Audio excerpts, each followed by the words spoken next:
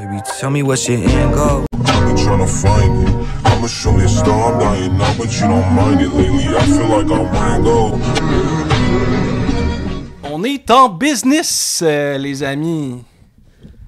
On a un vrai podcast, là. Bienvenue à l'épisode 101. 101, parenthèse 2. Ouais, mais 101. Façon de parler. Hey, gros, je peux pas, ce micro, là. Pourquoi? Ben, c'est trop mou, ça. Moi, ça me prend quelque chose de dur et efficace. Tu veux qu'on échange? Non, c'est bon. Je vais faire ça, je touche plus. Bon, on recommence ça. Baby, tell me what's your end goal. I've been trying to find it.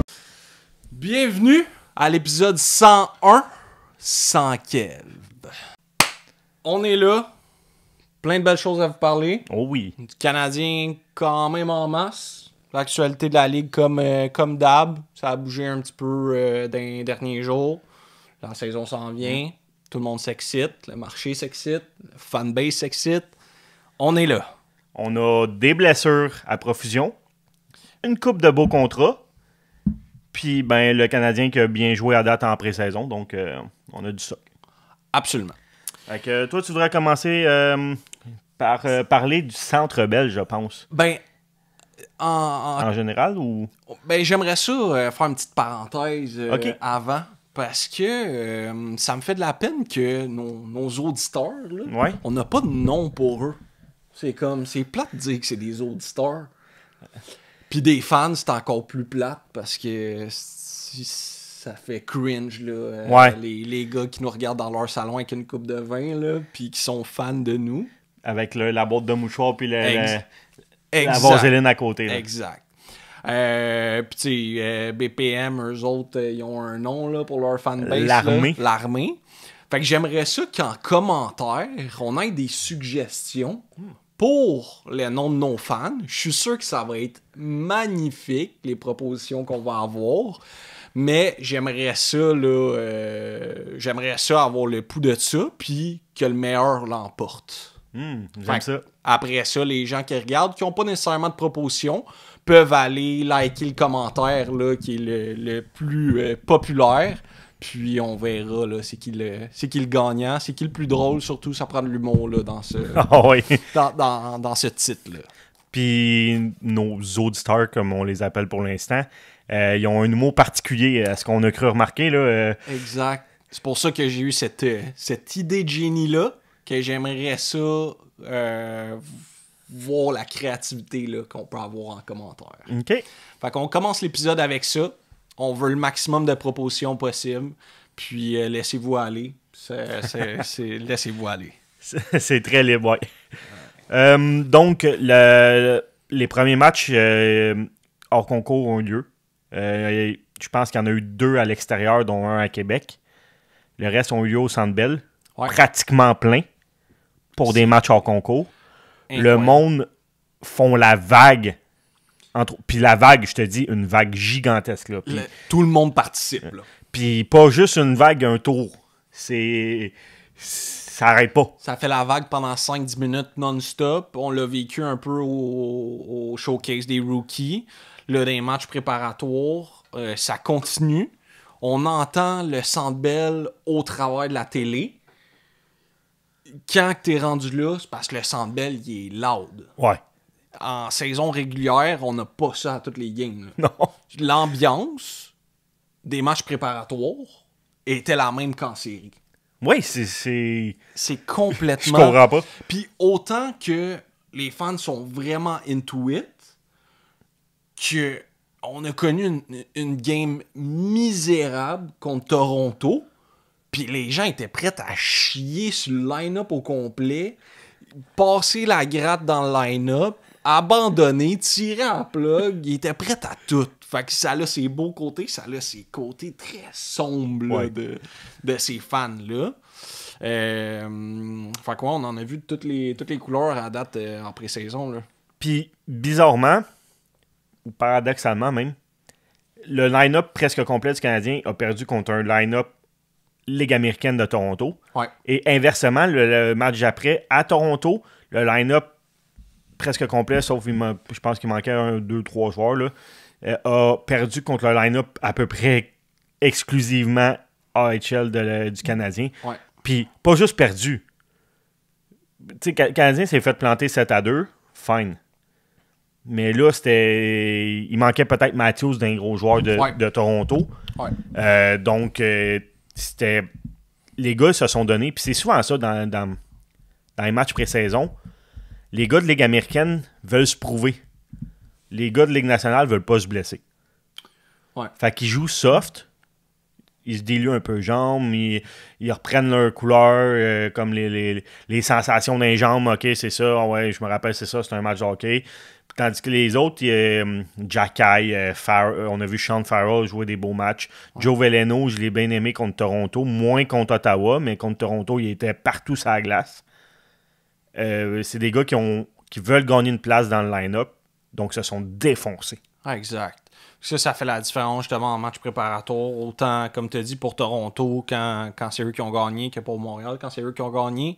T'as des gars, man, qui sont là pas juste pour se familiariser avec la glace puis recommencer tranquillement. T'as des gars qui sont là en mission pour gagner un poste, se faire un nom, laisser une carte de visite pour plus tard dans la saison. T'as des gars qui travaillent extrêmement fort, puis t'en as d'autres qui veulent pas se blesser. Tu sais, moi, Patrick Laine, ça me dérange pas qu'il se traîne un peu les bottines. Pour moi, ça fait pas fi de où est-ce qu'il est rendu dans puis son but contre Ottawa, il était dans son bureau. Ouais. Puis qui a fait la passe? Demidov, une passe transversale, magistrale. Incroyable. Ce gars-là, c'est un passeur hors norme. Là. Va être des meilleurs passeurs de la Ligue nationale rapidement. La vision de jeu, l'espace qu'il est capable de créer. On l'a vu sur le premier but. Les passes, ouais. C'est lui qui... Il drive le jeu, puis il fait tout l'espace. Puis après ça, le jeu continue. Obtient pas de passe. C'était Matheson à Newhook, Newhook à Kapanen. Kapanen, ça allait correct, mettons, les matchs préparatoires, sans trop être dans le négatif, mettons. Il n'y avait pas grand-chose d'extrêmement positif à dire. Sauf que le match contre Ottawa, il a connu une solide game. Je pense que les gens, en général, sous-estiment l'ensemble de son jeu. Parce que c'est pas un gars qui est flashy, vraiment pas. C'est pas un gars qui a un gros plafond offensif. Par contre, hyper efficace. C'est un gars c'est un autre gars qui fait de l'espace, justement. Pas nécessairement le plus physique, mais il est capable d'en prendre. Ah oui. Puis son évaluation du jeu d'ensemble, je pense qu'elle est très, très bonne. Fait que ça lui permet de faire des bons coups sans la rondelle. Ça lui permet d'être responsable défensivement pour laisser des gars comme Demidov faire ce qu'il veut. Fait que moi, j'ai vraiment aimé ça, ce trio-là, en fait. Ouais. Newhook qui est capable de suivre parce qu'il y a de la vitesse. Ça, il n'enlèvera jamais. Il y a eu 2 passes quand même là, hier. Oui. C'est un match préparatoire. On va le répéter tout le long probablement du podcast. Il faut en prendre, en laisser. Mais si on regarde les petits détails, c'est les petits détails qui est important de regarder dans ces matchs-là. Exactement. Mais il y en a un gros détail qui m'a fait halluciner depuis le début. C'est que tu as les joueurs qui ne veulent pas se blesser, tu as les joueurs qui travaillent fort, puis par-dessus tout ça, tu as Lane Hutson. Ah ouais, Lane Hutson, il n'y a pas rapport. Il est monstrueux. On dirait que c'est un joueur de hockey fait en laboratoire. C'est malade ce gars-là, qu'est-ce qu'il amène. Ouais, dans le laboratoire, il l'aurait peut-être pas fait de même. Ouais. Là. Mais son éthique de travail, son cardio, il est jamais fatigué. Il est jamais à bout de souffle. Puis on dirait qu'il joue contre des pee-wee. Honnêtement, là, c'est sûr. L'autre qui joue de même, c'est Connor McDavid. Là. Ouais. Donc, je dis pas que Lane Hutson, c'est Connor McDavid, mais ça a l'air tellement facile. Quand il est sur la glace, tout va bien. Défensivement, il a pris un hostie de gap.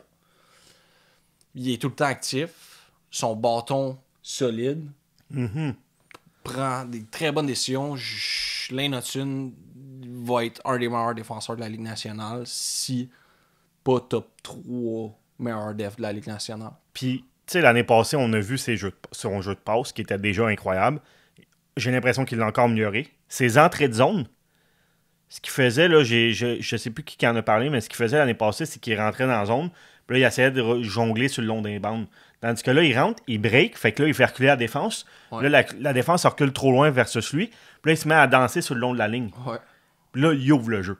Ouais. Puis il a acheté une corde à son arc, il tire. Ouais. Puis son tir s'est vraiment amélioré versus l'année Il a passée. travaillé sur sa shot, Ça paraît. puis il est capable de déjouer un goaler avec sa shot. Il est capable de se faire de l'espace pour avancer assez pour être proche, parce que Lane Hudson n'aura jamais un shot puissant. Non. Mais il va avoir un shot précis. Puis tu sais, c'est ça, on l'a vu là, déjà deux fois marqué d'un tir des poignets. Il s'est avancé. Puis et petite feinte, petit fake shot. Puis après ça, il en rentre. Oui. Gros, c'est magique. Puis c'est ça, en freinant, en entrée de zone, il se crée de l'espace pour danser encore mieux sa ligne bleue. Puis il n'y a aucune façon d'arrêter ça. Non. Parce que si tu essayes de l'arrêter, Il va aller sur le long de la sa zone. ligne bleue. Exactement. Fait qu'il n'y a pas de façon d'arrêter ça. Du moins, il n'y en a pas jusqu'à maintenant. Puis ça va être long figure out ça.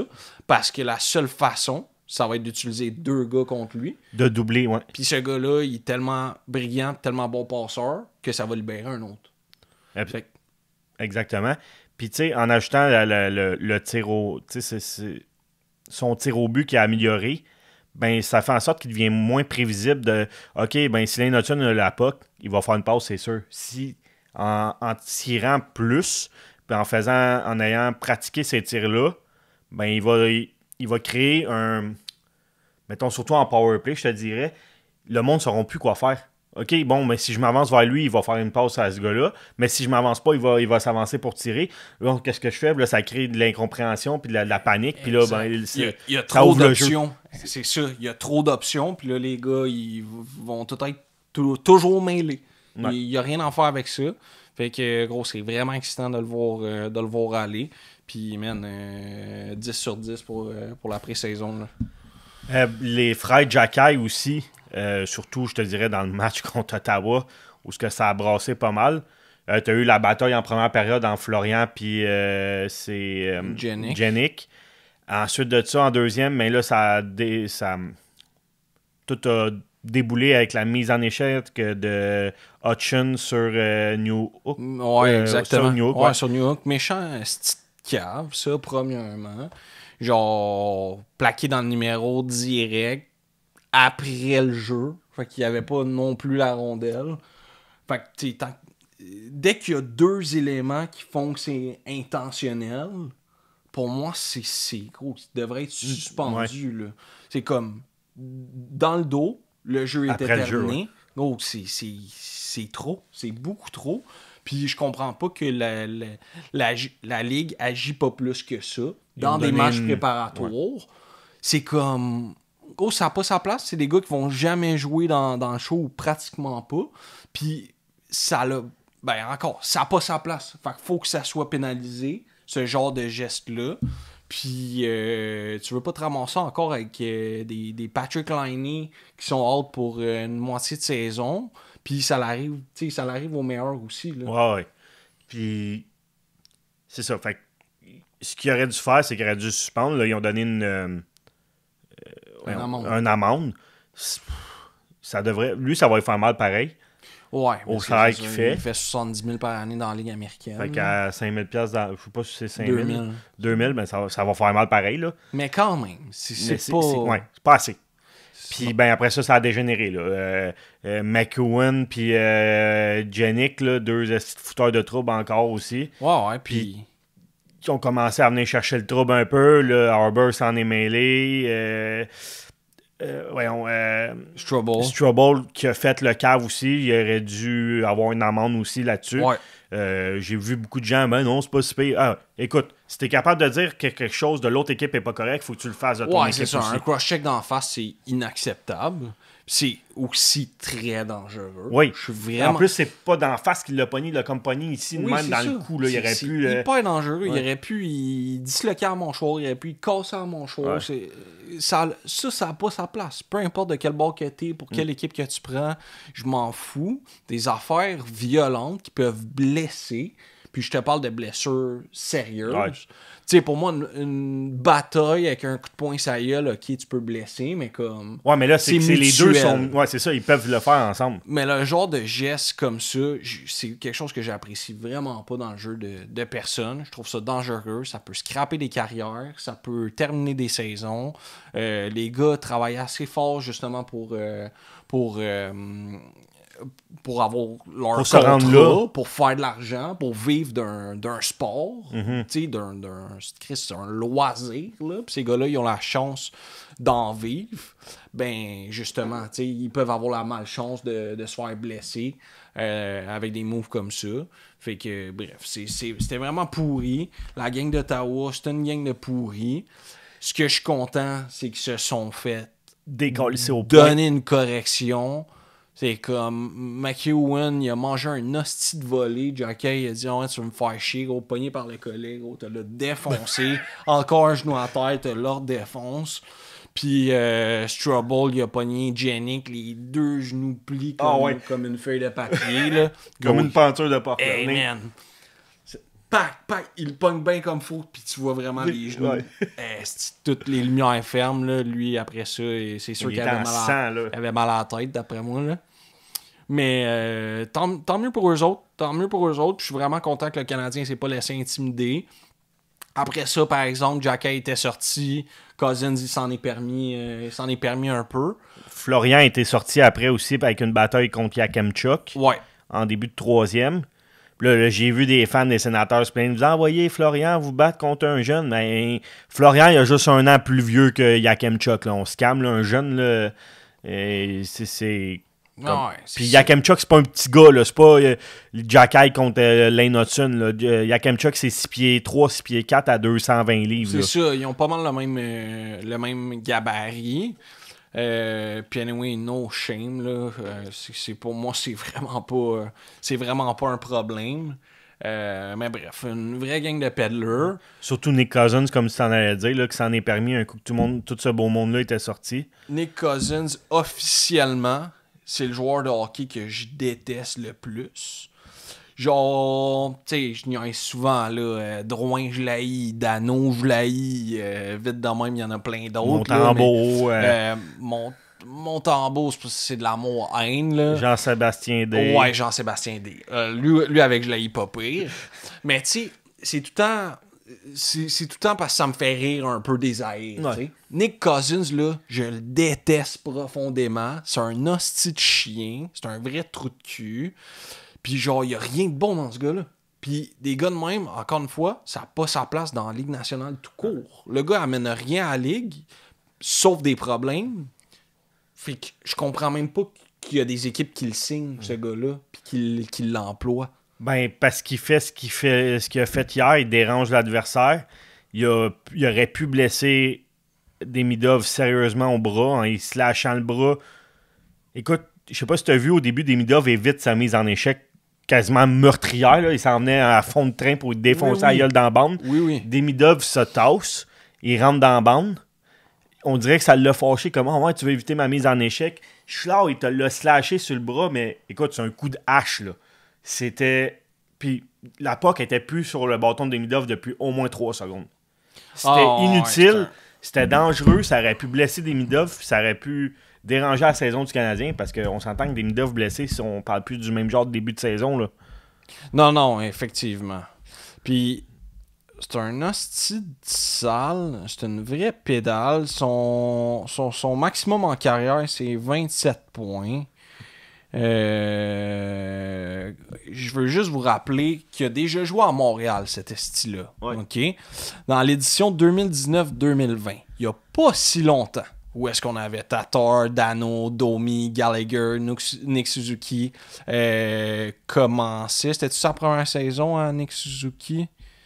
41 points. Ouais. Bon, Petrie, Weber, nos belles années. Quoi. Ouais. Puis Nick Cousins, il s'était fait échanger. Attends. Ben, je vais pas dire... Il jouait sur le powerplay, par exemple, à ce moment-là. Hein? Il faisait pas le bumper devant le net. Là. C'est ça. Il s'est fait échanger contre un choix de 4 à Vegas. Puis le gars, dans le fond, tellement pédale, qui s'est fait pogner à avoir un burner account sur Twitter, puis à roaster ses anciens coéquipiers du Canadien. Ah ouais, ok. Le gars était rendu à Vegas, il s'était créé un faux compte, puis online, il allait répondre à ses interventions pour roaster les autres joueurs du Canadien puis se remonter lui. Je vais le traduire en français, là, mais sur Kotkaniemi, il avait dit c'est brutal, il peut même pas gagner une bataille le long des bandes pour sauver sa vie. Il gagnerait même pas une bataille le long des rampes pour sauver sa vie. Puis il avait dit qu'il était pas mal bon à être inutile. Il venait juste, ça venait juste de se faire, il venait juste d'être échangé. Il se vantait souvent d'avoir plus de points que toute la 4e ligne combinée. Fait que je pense que lui et Kotkaniemi, ça marchait pas trop, là, parce qu'il jouait pas mal sur le 4e trio à ce moment-là. Il se plaignait que le powerplay passait par chez Weber puis Max Domi, puis que son rôle le limitait à faire le screen devant le goal. Ah, c'est ça, ouais. Puis d'autres affaires comme ça, là. Mais bref, là, il allait dans les commentaires de ses propres commentaires. Il s'était fait pogner? Oui, il s'était fait pogner. Je me rappelle plus exactement comment. Oui, c'est que l'hostie de cave, il avait son compte, mettons, c'était T. Thomas, genre quelque chose de même. T. en bas Thomas 91. Mais c'était son courriel. C'est quoi? Je sais pas, c'est ton son. C'était genre une annonce de Ouais. OKDB. Non, ça n'est pas un film porno. Ouais, presque. Mais c'est ça. Fait que son compte, il était relié à son courriel. Perso. Fait qu'il s'est fait buster. C'est un Quel épais. cave. C'est Quel un épais. cave, c'est un cave, c'est un cave. Fait que bref, moi, à partir de ce moment-là, je le détestais du fond du cœur, parce qu'il faut vraiment que tu sois... Tu sais, c'est un affaire là, de justement déranger sa glace, puis d'être dans ce rôle-là, mais d'être un asti de pourriture de personne, genre sa glace puis à l'extérieur, c'est... T'es vraiment pourri. Bon, je pense qu'on a fait le tour des matchs préparatoires. Ouais, peut-être parler rapidement des 5 gars qui restent pour les 2 derniers postes. Ok, ouais, vas-y. Ben là, grosso modo, il reste les postes de 12e, 13e attaquant. Même 14, parce que parti comme c'est, on va garder 14 attaquants, 7 défenseurs. Ouais. À voir, là, mais il te reste Kapanen, il te reste Beck, Ouais. il te reste Florian Jacquet, Joe Veleno. Joe Veleno, Sami Blais. Tu gardes? Qu'est-ce qu'on fait avec ça? Hein? Pour moi, Kapanen, c'est un lock. OK? On l'a trop fait jouer avec Demidov. Trop responsable défensivement. Gagne ses face-off. Puis je trouve que c'est une excellente alternative. Je reviens tantôt sur le trio de Newhook, Kapanen, Demidov. Newhook pas capable de gagner ses face-off. On s'entend? Oui, absolument. Fait que le fait que Kapanen soit capable de prendre des face-off, même s'il est à droite, mais juste d'alterner, juste d'en enlever un peu à Newhook, j'aime vraiment l'idée. Genre sur le côté fort à Newhook, et c'est lui qui les prend, puis sur le côté faible, Kapanen va aller les prendre. Exactement, parce que Newhook, dans le fond, il est gaucher. Ouais. Kapanen, il est droitier. Fait qu'il s'alternait les mises au jeu. Fait que moi, c'est quelque chose que j'aime bien. Puis Kapanen, il est efficace là, aux mises au jeu. C'est au-dessus de 50%. Là, pas mal tout le temps, même dans ses années professionnelles en Suède. En Finlande, non? Il joue en Suède. En Finlande, ouais, aussi. Fait que bref, c'est un gars qui gagne ses face-off. Fait que pour moi, c'est un point relativement important. Puis c'est ça, pour l'avoir fait jouer avec Demidov, je pense que le fit est quand même là. Puis c'est un gars qui permet à Demidov là, de monter en masse. Là. Fait que ça, j'aime bien ça. Beck, j'aimerais ça dire oui. Par contre, avec le pactole de joueurs qu'on a, puis j'aime tout ce qu'il apporte, mais j'ai l'impression qu'il n'en apporte pas assez encore. Mais ça pourrait être intéressant quand même d'avoir Beck là, pour le centre. Peut-être pour le centre de la 4. Puis, Il est gaucher aussi. Puis regarder pour Evans, ça a 3. Tu sais, j'ai aimé ça là, de jouer un peu avec les trios à game contre les Sénateurs. On a vu plein de belles choses. Ça a permis à des joueurs de comme pas s'épanouir, là, mais de voir différentes chimies, là, différents fits avec. J'ai bien aimé ce que j'ai vu de Dak dans ce match-là. Puis après ça, on va passer à ce que je voulais dire sur Dak aussi après. Mais Dak, un repli défensif monstrueux. Ouais. Sur un power play, si je me souviens bien, là, Demidov a échappé la rondelle ou a fait une mauvaise passe, en tout cas. Puis ça va y arriver, écoute, c'est une recrue pareille. Là. Mais c'est ça, Dak a fait un repli, il a enlevé la rondelle complètement, il a tué le jeu. Puis il a fait un beau but sur une passe en soulevé de Gallagher en frappant la rondelle dans les airs. J'ai bien aimé de ce que j'ai vu de son match, mais là, je sais plus c'est qui a soulevé la possibilité que Dak pourrait peut-être sauter ne pas jouer toutes les games. Moi non plus, je me rappelle pas qui, mais c'était... Je pense que c'est dans le processus, là, le nouveau processus. Anthony Marcotte. Marco D'Amico, je pense qu'il a Marco D'Amico, t'as raison. Ouais. Que possiblement qu'au mois d'octobre, là, Dak il jouerait pas toutes les games. Écoute, moi je suis bien correct avec ça. Si c'est pour le Joe Veleno. Oui, exact. T'sais, on a les joueurs en ce moment pour le faire. J'adore la compétition à l'interne qu'il y a. Fait que si ça permet de reposer Dak, je pense justement qu'il n'est pas à pleine intensité, mais j'ai aimé ce que j'ai vu, match des Sénateurs. Un match qui était quand même physique. C'est fait pincer par Sebrango pour aucune calice de raison. Ah ouais, hein? Quel jeu de merde ça aussi. Quel petite cave. Mais, tu sais, un cave parmi tant d'autres. Il y a eu 7 minutes de pénalité là-dessus. J'avais jamais vu ça. 7 minutes continues, là. J'ai jamais vu ça. Non, c'est un 5 plus un 2. En tout cas, moi non plus, j'avais jamais vu ça. Mais regarde, il est là en tabarnak, il est cave, puis il est pourri. Fait que, c'était sûrement la dernière fois qu'on entendait parler de lui. Là.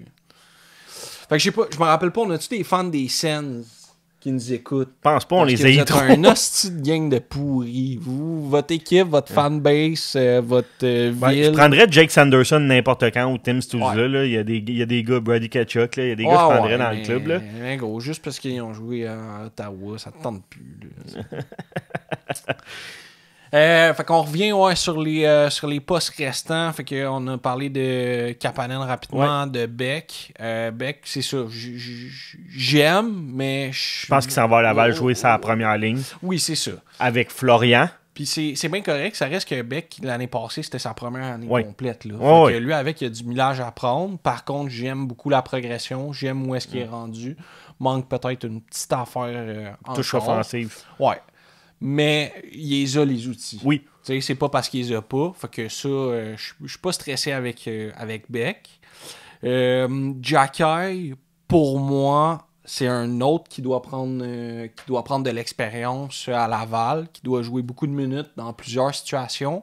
Parce que je pense qu'il y a des bonnes séquences. Ouais. Par contre, son match complet, il est pas prêt, là. Il est pas constant, là. Non. Pas l'effort, mais le pace qu'il a dans tout le match, il est pas... Il y a une présence, ça va être hyper intense, puis l'autre présence, un peu moins, un peu plus ses talons. Tu le vois pas trop, exact. Je l'ai trouvé ses talons un peu moins d'aplomb dans sa game, sur une game complète.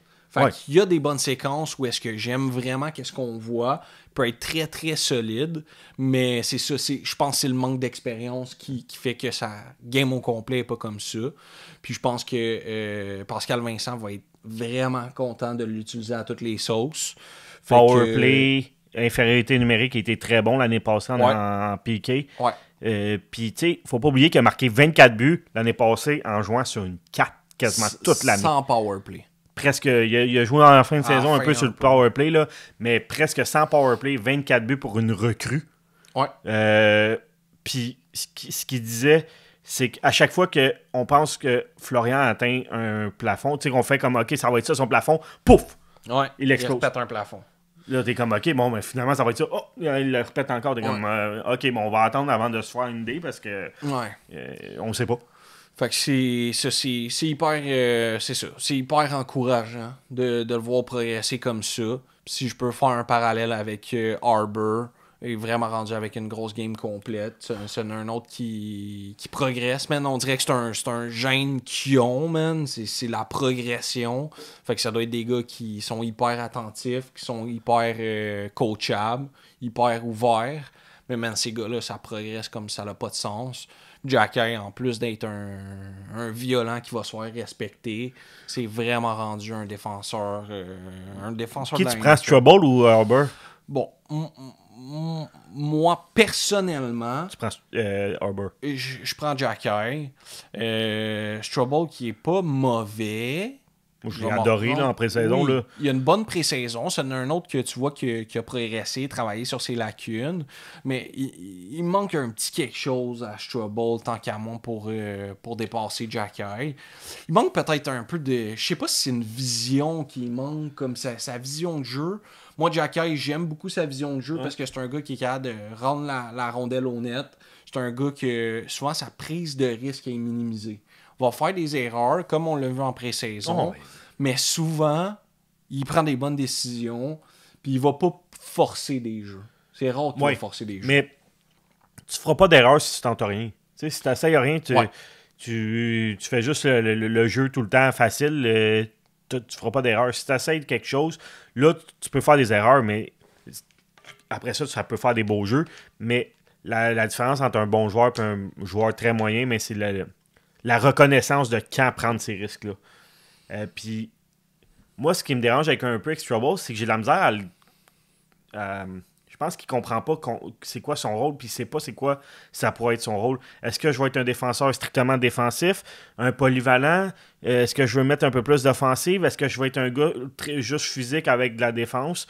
Et on dirait qu'il hésite entre plusieurs rôles, puis qu'à cause de ça, il est pas capable de bien évoluer parce qu'il prend un peu de choses d'un peu partout sans se stabiliser dans un rôle. Tu sais, Arbor, il sait que ça va être un défenseur beaucoup plus à caractère défensif, avec un rôle vraiment de policier. Là.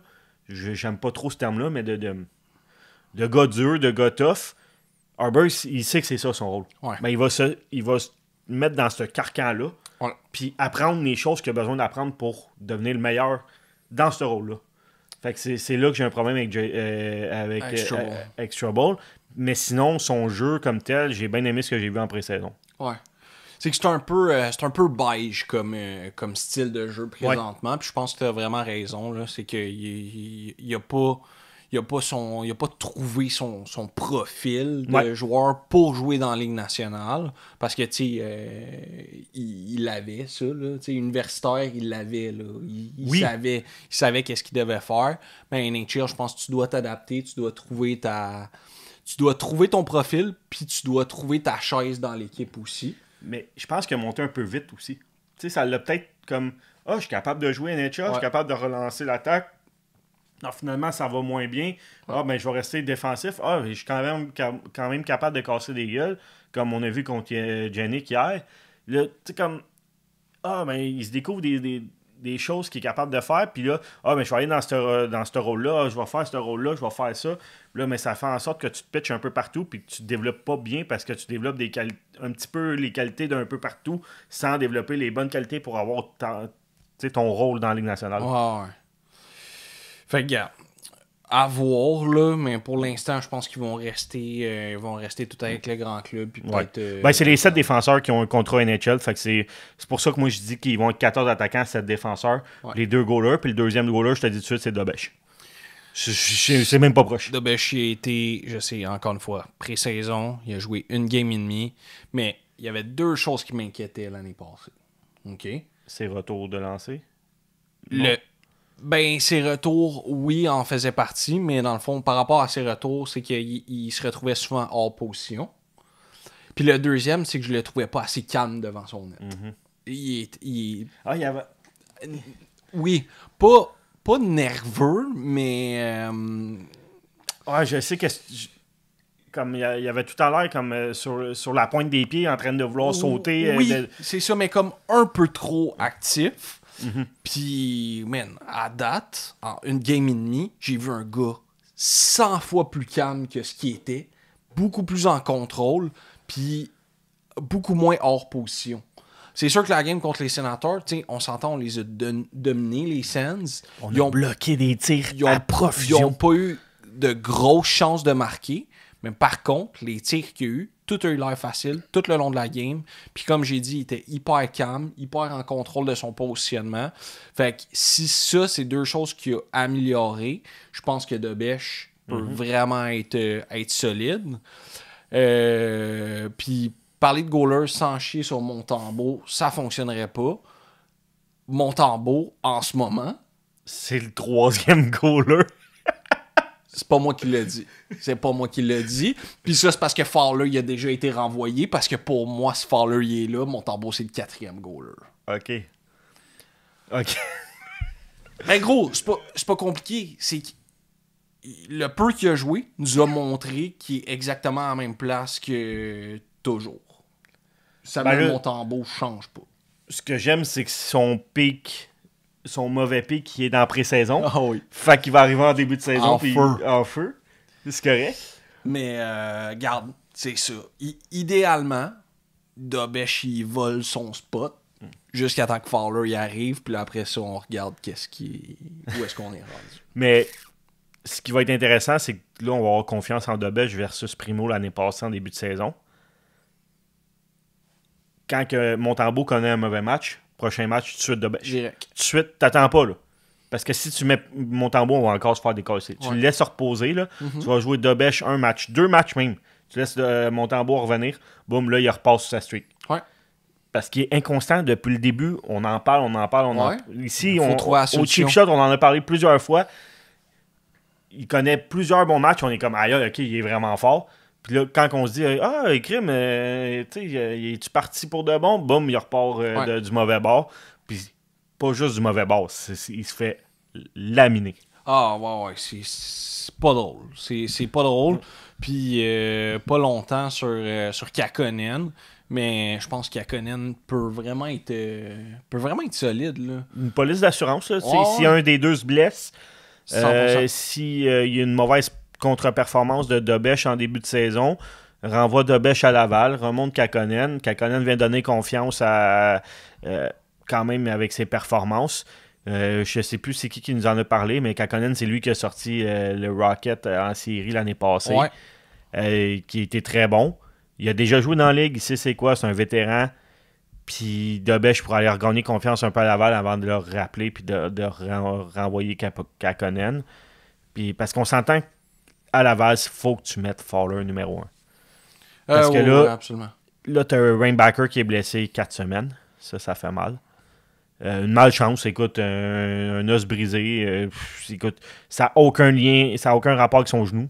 Non, ça n'a pas rapport. Il s'est fait shotter où est-ce qu'il n'y avait pas de protection. Ouais. Casser un os dans la main. Puis tu sais, c'est pas quelque chose que tu peux prévoir ou avec avec ton kiné ou avec les physios. Non, c'est c'est une pas une question de forme physique, là. Puis tu peux pas le qualifier de boss parce qu'il s'est fait casser un os de la main non plus. Non. C'est arrivé à n'importe qui. Gars, Barkov, là, on va en parler un peu plus tard, mais Barkov est out pour la saison. Barkov, ça, c'est une crise de molle, là. Mange tes vitamines, je sais pas, prends tes oméga 6. Mais il y a personne qui a qualifié Barkov de boss parce qu'il est tout le temps blessé. Ben, Ils sont moi, tristes pour tabarnak. lui. Toi, oui. Hey. Ouais, tu l'as quand même pris dans ton pool. Non. Non, c'est pas toi qui l'as pris. T'es-tu fou, gros? T'es-tu pensais que c'était fou? toi. Je l'ai dit, je l'ai même pas mis dans Ah, mon top oui, c'est 10 vrai. parce que moi, ce gars-là, C'est vrai. si je suis pas capable, il est toujours blessé.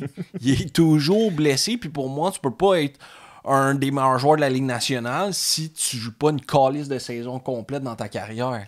C'est impossible pour moi. Mais en tout cas, Rainbacker, c'est une malchance.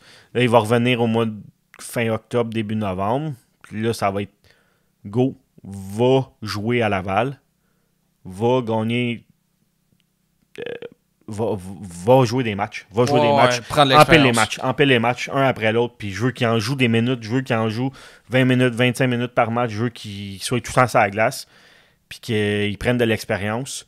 Parce qu'il a manqué une saison quasiment complète. Puis ça fait mal à son développement.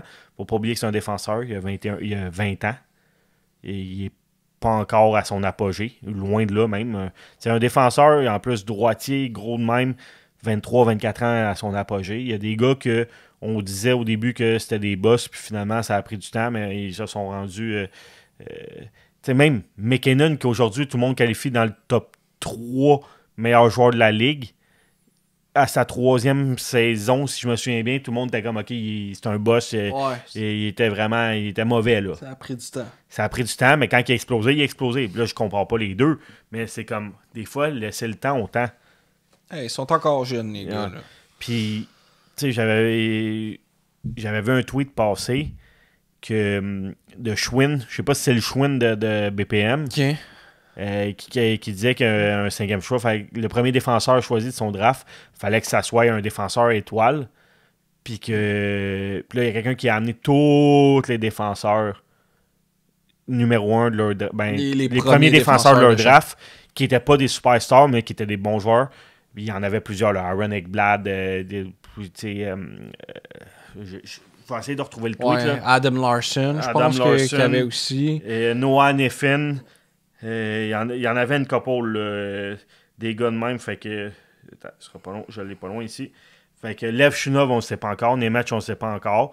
Owen Power, ben c'est pas un c'est pas une superstar. Non.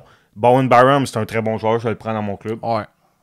Oli ULOV, ben c'est probablement le seul vrai boss de tout ça. Noah Neffin, Aaron Ekblad, Seth Jones, Ryan Murray, Adam Larson, Eric Goodbranson. Tu sais, t'as des defs corrects. Ouais, puis t'as des gars qui ont joué des games dans la Ligue nationale en masse. Des champions de la Coupe Stanley, Aaron Ekblad, double champion, tu sais, des trucs comme ça. Ouais. Seth Jones, qui est champion aussi maintenant. Mais... Absolument. Fait que juste laisser du temps à Ryan Backer, laisser-le se développer. Il a manqué du hockey. Il est en retard de 1 an, presque 1 an et demi dans son développement. Fait que t'es mieux de le comparer à des gars qui ont été repêchés 1 année plus vieux, comme des Nemec, comme des Yerichek, comme une année plus vieux en 2024, tu veux dire?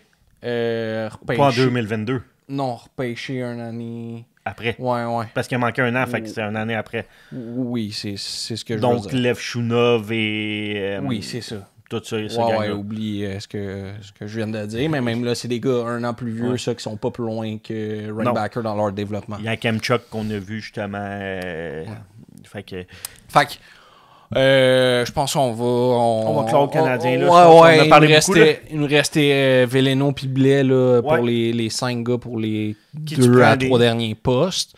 Écoute, Veleno, je trouve qu'il fait plein de choses de bien, mais rien comme d'excellent. À part la game contre Toronto, qu'il était là. Il peut dépanner. Ouais, il peut dépanner. Mais c'est pas ma première option, maintenant. Ben moi, tu vois, je garde Kapanen sur le line-up avec Veleno in and out.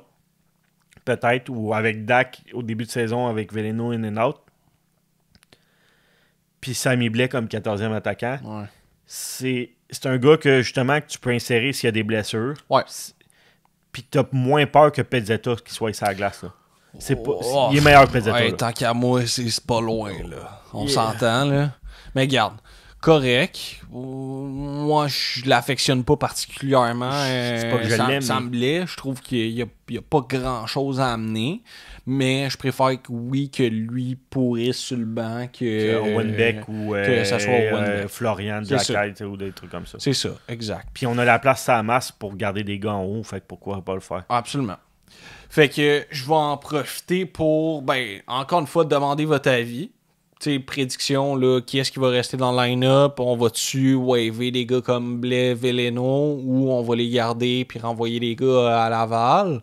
En même temps, je vais vous demander de vous abonner. YouTube, Instagram, TikTok, Facebook, tout. Patreon. On a du contenu spécial sur Patreon, exclusif pour nos membres VIP. Il en voit plus. Je vais juste dire ça. Puis il va y avoir des épisodes spéciaux là-dessus. Des fois, il y a des épisodes qui vont sortir. On va faire des épisodes en double, des doubles épisodes dans la semaine, ou des épisodes spéciaux qui vont sortir d'avance sur Patreon. Donc, écoute, c'est vraiment pas cher. L'audio, là, c'est comme 3$. C'est combien? Ouais, c'est 3$ et demi, là, honnêtement. Vous êtes des... Ça fera pas un gros trou dans votre budget, puis nous autres, mais avec l'accumulation, mais ça peut nous aider. On peut devenir meilleur, on peut avoir des choses qui changent dans le bon sens. Ça peut nous faire reconnaître aussi éventuellement, en faisant de la pub un peu plus, des trucs comme ça, ou en ayant des... peut-être pas des invités, ou il y a plein de belles choses. Ouais, c'est ça. On a des projets là, on brainstorm pas mal, là, donc éventuellement. Donc ça peut être du contenu que vous allez aimer là-dessus. Donc allez vous abonner là, au Patreon. Puis on a, depuis le dernier épisode, on a un nouvel abonné VIP qui est McFly. Fait que McFly, si tu nous écoutes sur YouTube, manifeste-toi. Après ça, tous les membres Patreon, rapidement, là, Alexis Lapierre, Elric Poulain, Xavier Petit, Brass97, Gab Lavoie, Félix Touzin, William Lamontagne. C'est-tu Touzin, ça? Sorry, Touzin. Comme tu voudrais que je le dise, là. Émeric la Superstar, Nicolas Junot-Chénard, Chloé, Jean-Simon, puis Jérémy Goupil. Let's go, guys! Sur Patreon, mais on vous oublie pas sur KRS, sur YouTube et toutes les autres plateformes. Sur YouTube, super important, allumez la petite cloche là, qui vous avertit quand on sort un podcast. Vous n'allez pas être stressé à aller voir à toutes les 2 minutes si le podcast est sorti. Puis un petit pouce bleu sur chaque épisode peut vraiment nous aider dans l'algorithme YouTube aussi. Là. Ça nous aide à nous faire monter puis à ce que d'autres gens nous voient. Puis de temps en temps, on voit quelqu'un qui... je l'ai découvert par hasard sur YouTube en regardant, en scrollant, puis j'ai trouvé votre vidéo, puis je vous aime, puis ça m'aide à passer au travers de mes journées. Tout seul assis dans mon appartement dans le noir, là, je vous écoute. Oui, c'est ça, parce que vous avez des vies quand même assez tristes, là, mais regardez, on est là pour vous ensoleiller un peu. On partait faire le tour de la Ligue.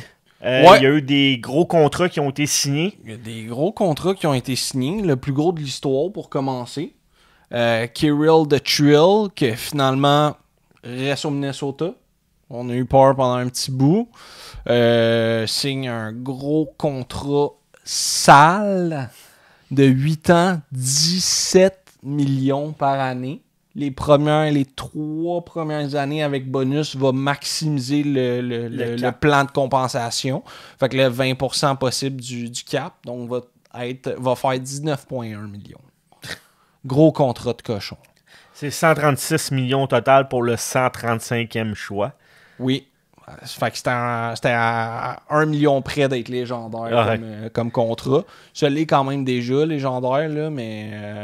c'est le plus gros contrat en termes de AAV, puis en termes de montant total devant celui d'Ovechkin de 13 ans et 124 millions. C'est fou.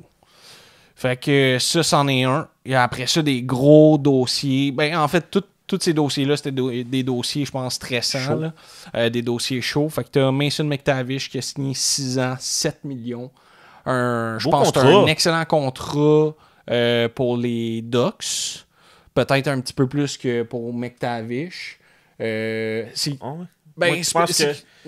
trouve ça difficile en ce moment avec toute la transition qu'on a vers la nouvelle hausse du cap salarial. Je pense qu'il y a des gars, évidemment, qui vont regretter d'avoir signé. Dans 6 ans, là, le cap go, il va être haut en tabarnak. Ben, j'ai vu dans 10 ans à 180 millions. Là. Ouais. Fait que, regarde, je pense que McTavish en vaut peut-être un petit peu plus. Quand je vois après ça des gars comme Luke Hughes qui signe un 7 ans, 9 millions. Mais c'est ça. Je pense pas que c'est un grand perdant non plus. Là.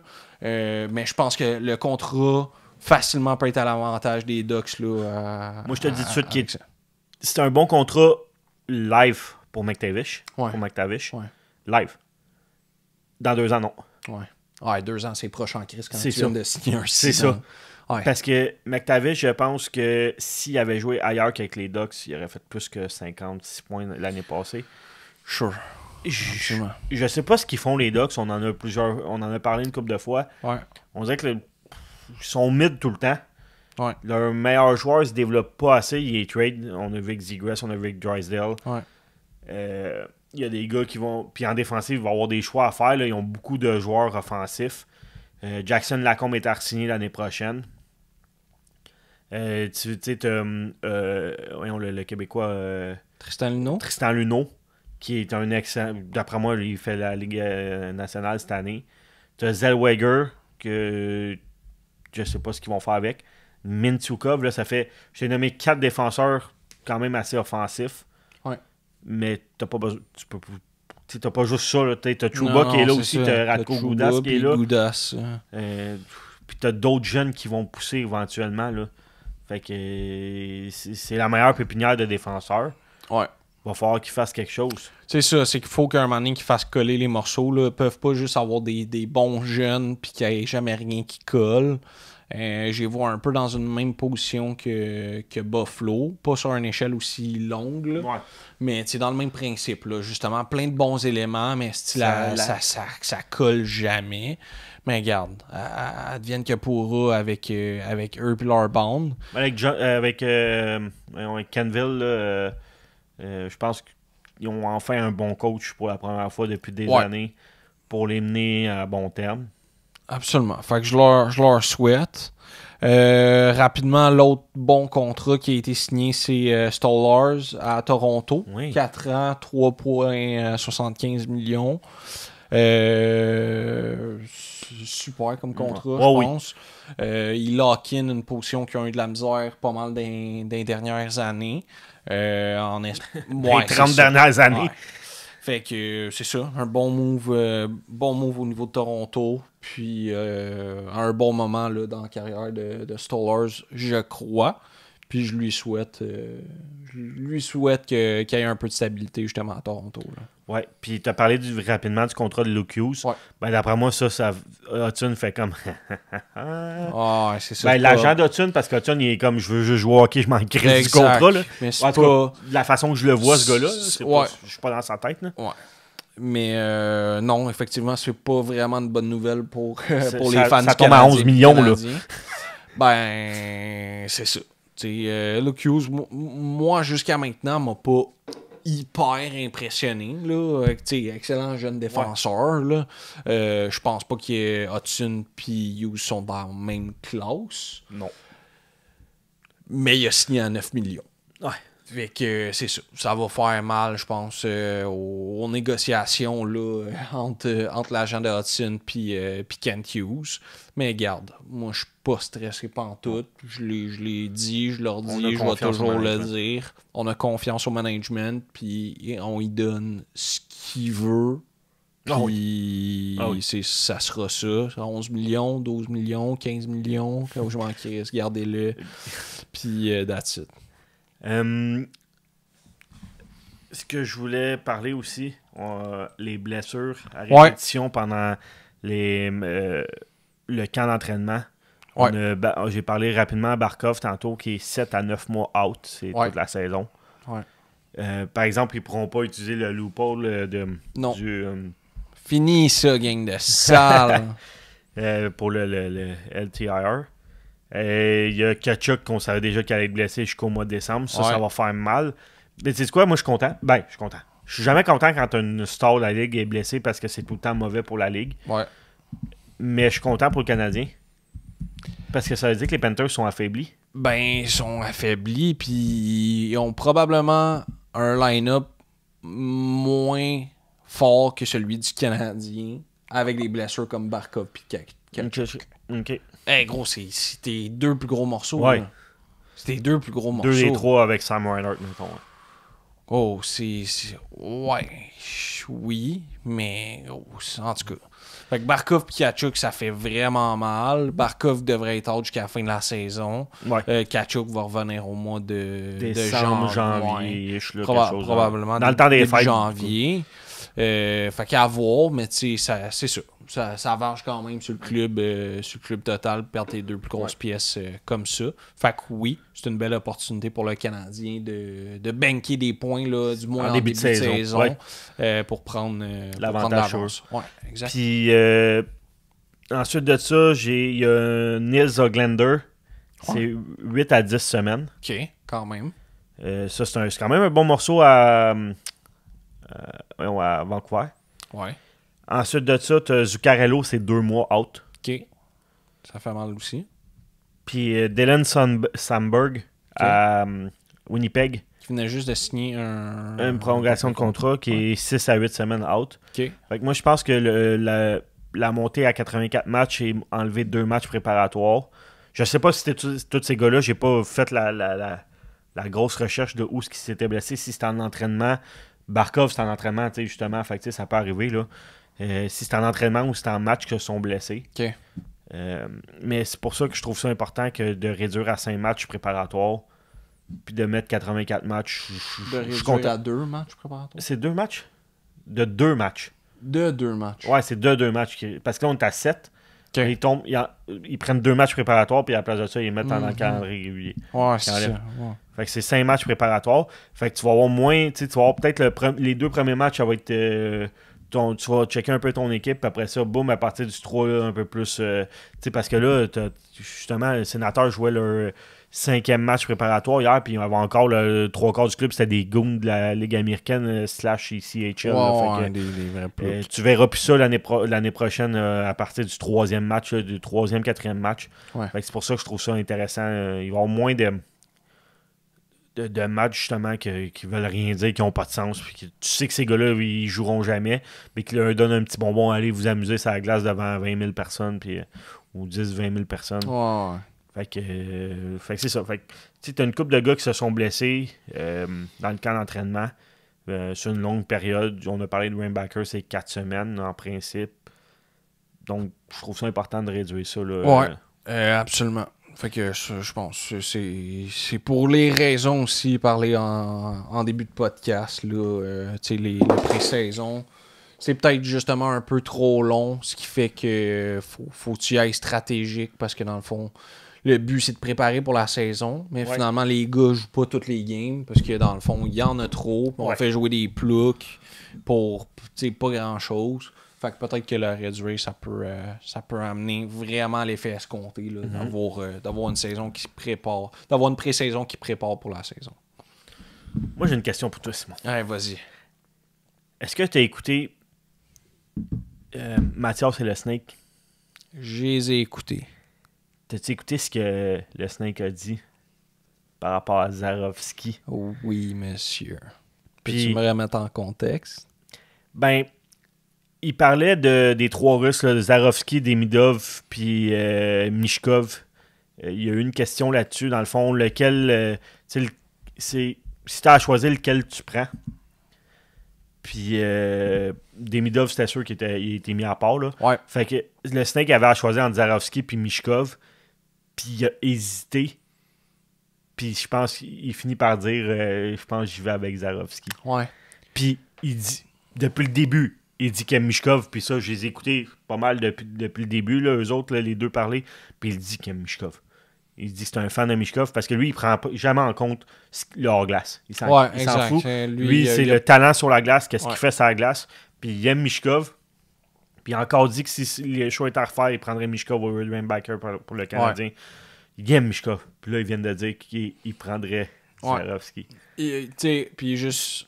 parenthèse, il n'a pas dit dès maintenant. Non. Parce qu'effectivement, non, c'est sûr, Mishkov, il a l'avance dans le développement à tout. Par contre, je pense qu'il donnait, mettons, une échelle de 2 ans. Là. Il dit dans 2 ans, je sais pas. Zarovski, qui s'était blessé à une cheville en jouant au basket. C'était, avant son début de saison, manqué quelques games. A fait son entrée en KHL là, cette semaine. En fin de semaine? Là, on est en début de semaine, là, ouais. Fait que il est rendu à 2 games. Première game, un but, une passe. Un but, il a fait une entrée de zone, réussi à amener la rondelle à son coéquipier, monte au net, se fait feeder en gros cochon. Lui aussi, il a reçu une belle passe. Là, juste foutu dans le net. Il était bien placé. Il était hyper bien placé. C'est un gars, encore une fois, que je pense qu'il a une bonne lecture de jeu. Il a des excellentes mains. C'est son explosivité sur patin, je trouve. Oui. Mais ça il a déjà pris un gap depuis l'année passée. À voir comment il travaille ça cette année. Mais ce gars-là, c'est sa passe. Une fois qu'il est sur son élan, puis qu'il a la rondelle, il est pas arrêtable. Puis ça passe sur la passe qu'il a faite sur qu'il y a eu dans le jeu. Ouais. Encore là, c'est pas tous les gars qui sont capables de faire cette passe-là. Non, c'est ça. Effectivement. C'est pas une passe à la McDavid, là, mais comme c'est une excellente passe. Oui, c'est ça. C'est une passe solide, bien placée. Mais lui aussi était bien placé, puis il a réussi à la mettre dedans. Puisque j'ai écouté le Snake qui a écouté tout le match Ouais. de Zarovski. Ouais. Pas juste le but puis la passe que nous autres on a vu. Ouais. Il dit que c'était un excellent match. Qu'il y a des lacunes dans sa zone défensive. Il est pas puis hyper physique en zone défensive. Par contre, c'est un gars qui aime être physique en zone offensive. Ouais, c'est ça. Ça, c'est vraiment intéressant. Ouais, ça a l'air qu'il est mis en échec dans la zone offensive, il arrête pas. Il est tout le temps un pied en avant. Puis ce qu'il expliquait aussi, c'est qu'il est tout le temps en mouvement. Ouais. Il arrête jamais. Mais il dit pas comme Neil Yakupov qui faisait des 8 puis qui savait pas ce qu'il faisait avec la rondelle. Il dit là, il anticipe le jeu. Oui. Puis qu'il sait où ce que la rondelle va être. Fait qu'il est tout le temps en mouvement. Mais avec ce mouvement-là, puis la bonne anticipation qu'il a, c'est qu'il est tout le temps bien placé dans la zone offensive. C'est juste qu'il faut qu'il travaille son côté de zone défensive, mais ça se travaille anyway. Ouais, absolument. Puis, tu sais, c'est ça. C'est le moindre de mes soucis pour le moment. Puis, c'est ça, son sens de l'anticipation qui se démarque. Puis pour ça, moi je trouve ça hyper encourageant pour son sens du jeu puis son évaluation là, de la game. Fait que pour moi, ça c'est des gars qui ont des chances de progresser rapidement parce qu'ils comprennent la game à un autre niveau. Fait que dans 2 ans, là, on pourra avoir le top 6 du Canadien qui ressemble à. Puis là, je les mets pas en trio là. Caulfield, Suzuki, Demidov, Slav, Age, Zarovski. Oui. Ça pourrait être le top 6 du Canadien. Ouais. On a d'excellents projets présentement, des gars qui progressent. Je pense qu'on finit sur la note Michael Age, qui commence sa saison vendredi, samedi. Michael Age qui a réussi à faire 34 points en 33 games l'année passée avec un club de plouc. Mais quand je te dis un club de plouc, c'est un vrai club de plouc. Il n'y avait personne autour de lui. Puis cette année, Michigan a réussi à attirer des joueurs de qualité. Puis pour vous en nommer quelques-uns, à l'attaque, là, il va pouvoir jouer avec... il y a Jaden Perron qui va être là. Il y a Malcolm Spence qui va être là. T'as Hayden Park qui est quand même moins bon que les 2 autres nommés. Sauf qu'il est quand même un talent, un gars repêché. T'as aussi Will Horkoff puis Moldenhauer qui vont être là. Fait que tous des gars qui sont des prospects, soit A ou B, mettons, des équipes de la Ligue nationale. Ouais. Puis à Def, t'as des gars comme Henry Muse, puis l'autre que j'aime bien, c'est Drew Shock, qui a été repêché notamment par les Ducks d'Anaheim. Fait que ils vont avoir une bonne unité de power play, ils vont avoir un bon premier trio. Puis Michael Age, ça va être le vétéran de cette équipe-là. Le go-to guy. Là, ça va être le driver de cette équipe-là. Puis, sans oublier là, Ivankovic dans les buts. Fait que je pense qu'ils vont avoir un gros club, une grosse année. Fait qu'on a 2 joueurs à regarder dans la NCAA cette année, nous autres. Age. Puis LJ Mooney. Très excitant. Et LJ Mooney, j'ai vraiment hâte de le voir. Puis dans Q, on a Arseny Radkov qui a gagné son premier match. Ouais. 45 arrêts sur 49 tirs. Oui. Qui joue pour l'équipe classée numéro 1 au pays. Ouais. Au niveau junior. Avec l'Armada. Justin Carbonneau vient d'être rétrogradé par les Blues. Puis Marco D'Amico, ce qu'il a dit, c'est que ce qui s'est fait dire par quelqu'un de Saint-Louis, c'est que s'il avait gardé les 12 meilleurs attaquants à Saint-Louis, Justin Carbonneau restait là-bas. Ouais. Mais c'est que là, il faut que tu y ailles avec les niveaux de contrat, puis les postes, mettons. Tu peux pas mettre Carbonneau sur une 4, mettons. Là, non. C'est pas un gars de 4. Puis les opportunités que Carbonneau va avoir en étant rétrogradé, en allant justement, en se rapportant à Blainville-Boisbriand, à l'Armada, ça va lui permettre là, de faire les championnats et ainsi de suite. Là. Ouais, ben les mondiaux. Exact. Les mondiaux juniors, il va être en tout cas considéré s'il n'est pas gardé. Et surtout que la saison qu'il a connue l'année passée, s'il connaît un gros début de saison, ils oui. n'auront pas le choix de l'inviter. Non. Faut pas qu'ils fassent la même erreur que l'année passée. Ils ont fait au hockey junior là, de ne pas inviter Michael Misa puis Beckett Seneca puis tout ce monde-là parce que les gars avaient 17-18 ans, on les invitera pas. On va garder les vétérans. Hey, on a vu ce que ça a donné depuis 2 ans. Est-ce que changer de mentalité? Changer de formule. Chris, c'est pas pour rien que depuis ça fait quoi 4-5 ans que le U18 ils gagnent la médaille d'or. Là. Faites donc comme eux autres. Ouais, c'est ça. Mais regarde. Fait que c'est ça. Fait que on va avoir une couple de bons prospects à regarder. Le Zarovski en Russie, Radkov dans le Q, LG Mooney puis Michael H en NCAA, Owen Prott dans OHL. Oui. En plus d'avoir un club pacté à Laval. En plus d'avoir un club qui va être... j'ai hâte de voir le line-up, ça va avoir l'air de quoi à Laval parce que ça va être monstrueux. Ouais, ça va être assez solide. Fait que ça ressemble à ça le tour. On wrap up là-dessus. Ouais. Merci à tout le monde d'avoir été là. On apprécie. On est toujours content. On est tellement content de le faire que même si Kev n'est pas là, on fait quand même un podcast. J'espère que vous avez apprécié. J'espère que vous allez encourager Dave aussi. Parce que, regarde, il est là, il l'a fait. Il n'est pas derrière la caméra. Fait que j'espère que vous le trouvez beau aussi. Donnez-nous de l'amour pour montrer à Kev qu'on est bons nous autres aussi. Effectivement, ça serait bien de votre part. Merci beaucoup tout le monde. Ciao.